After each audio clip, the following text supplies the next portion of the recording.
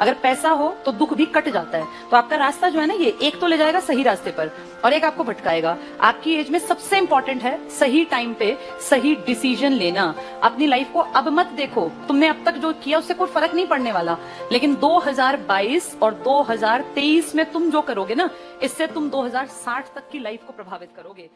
तुम जिस एज में हो ना, ये एज लाइफ की गोल्डन एज है। इसको गोल्डन एज क्यों कहते हैं?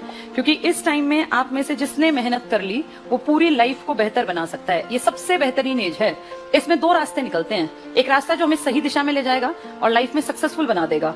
सक्सेसफुल होने के बाद ये होता है कि चांसेस बढ़ जाते हैं कि आपकी लाइफ आसान बन जाएगी। जैसे मान लीजिए कोई नहीं कमाता है तो उसके दुखी रहने के चांसेस बढ़ गए। कोई कमाता है, सुख दुख तो भगवान की देना ही हमारे हाथ में नहीं होते। किसी को बीमारी लग गई है, किसी को कोई दिक्कत आ गई, लेकिन अगर पैसा ना हो और दुख आ जाए तो वो दुख कई हजार गुना बढ़ जाता है। तुमने अब तक जो किया उससे कोई फर्क नहीं पड़ने वाला, लेकिन 2022 और 2023 में तुम जो करोगे ना, इससे तुम 2060 तक की लाइफ को प्रभावित करोगे। अब अगर सही रास्ता नहीं पकड़े तो अगले 40 साल, अभी तुम 20-20 साल के इर्द गिर्द हो, कोई 18 का, कोई 22 का, कोई 21 का, यही एज ग्रुप है तुम्हारा। तो तुम्हें ये बता रही हूँ, तुमसे मेरी एज लगभग डबल है। मेरी एज है 39+। और मेरा ये अनुभव है इतने सालों में कि जो इस टाइम पे सही टाइम डिसीजन ले गया ना, उसकी लाइफ बहुत बढ़िया कटती है। जैसे मैंने बताया, मैं 20 साल में नौकरी में आ गई, उसके बाद से मेरी लाइफ बेहतर बेहतर बेहतर होती चली गई। मैंने नौकरी छोड़ी थी 2015 में। कई साल जॉब करने के बाद मैंने नौकरी छोड़ दी, कारण आईसीएस बहुत बढ़ गया था। उसके बाद फिर गवर्नमेंट जॉब करना पॉसिबल नहीं रहा, तो मैंने छोड़ दी। लेकिन जब तक आईसीएस अपनी जड़ें जमा रहा था, तब तक मेरे पास एक सबसे ताकतवर चीज मेरी नौकरी थी।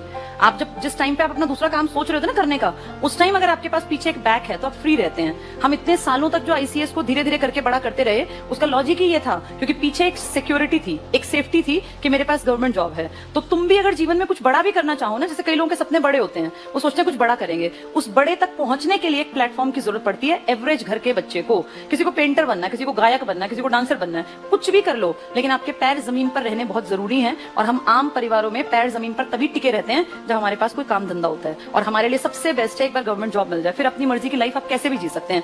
प्रोफेशन कभी भी बदला जा सकता है, पर पैर खड़े होंगे ना जब एक जगह, तभी लोग आपकी बातों को मानेंगे। अब तुम में से कोई कहेगा पिताजी मुझे ना गायक बनना है, तो 2 लात पड़ेंगी उसको, पढ़नी भी चाहिए। गायकी का भूत तो सवार बहुतों को है, किसी को हीरोइन बनना है, किसी को हीरो बनना है।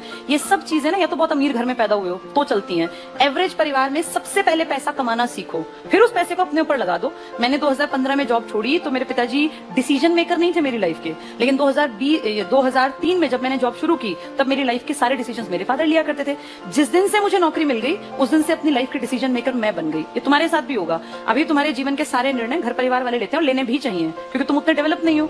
जिस दिन तुम्हें जॉब मिल गई ना, चाहे तुम 20 साल के हो, उस दिन तुम्हारी स्थिति इतनी हो जाएगी कि हाँ, घर वाले तुम्हें पूछने लगेंगे। एक अलग ही चीज फील होने लगती है सब लोगों को, और लगता है कि अब ये काबिल है, तो अपनी काबिलियत प्रूव करनी पड़ेगी। तुम्हारी कोई नहीं सुनेगा, चाहे तुम भंडार भरा पड़ाओ तुम्हारे दिमाग में। अपनी काबिलियत प्रूव करो, नौकरी हासिल करो। करना ना करना बात की बात होती है, जिसको जैसा करना हो वैसा कर सकता है, पर अपने आप को स्टेबल बना लो पहले। ये मेरी तरफ से इसको सलाह मान लो। तुम मुझसे छोटे भाई बहनों की तरह हो, इसलिए बता रही हूँ। सपने कई बार बच्चे बहुत गलत ले जाते हैं। जैसे किसी को यूट्यूबर बनना है, आजकल लोगों को बड़ा शौक होता है कि हम तो भाई इन्फ्लुएंसर बनेंगे। बन जाना, लेकिन पहले अपने पैर जमा लेना। जिसके पास पैसा होगा ना, वो कुछ भी कर सकता है, उसको कोई रोकने टोकने वाला भी नहीं होता। और पैसा ऐसे डायरेक्शन से आना चाहिए जिससे कि माँ बाप का नाम ऊंचा हो। पैसा तो ठेका जो खोल लेते हैं शराब का, वो भी कमाते हैं, ड्रग सप्लायर भी पैसा कमाते हैं, पर उस तरीके से माँ बाप की इज्जत क्या रह जाती है। एक ऐसा कि हाँ भाई, इनका लड़का या इनकी लड़की 19-20 साल में नौकरी लग गए, माँ बाप की भी तो इज्जत बढ़ाना हमारी ड्यूटी है ना। अब तुम जिस उम्र में हो ना, इन सबसे तुम्हारे एक एक स्टेप से माँ बाप के ऊपर फर्क पड़ेगा। तो खूब मेहनत करो, जम के पढ़ो, ताकि कहीं एक स्टैंड बना पाओ।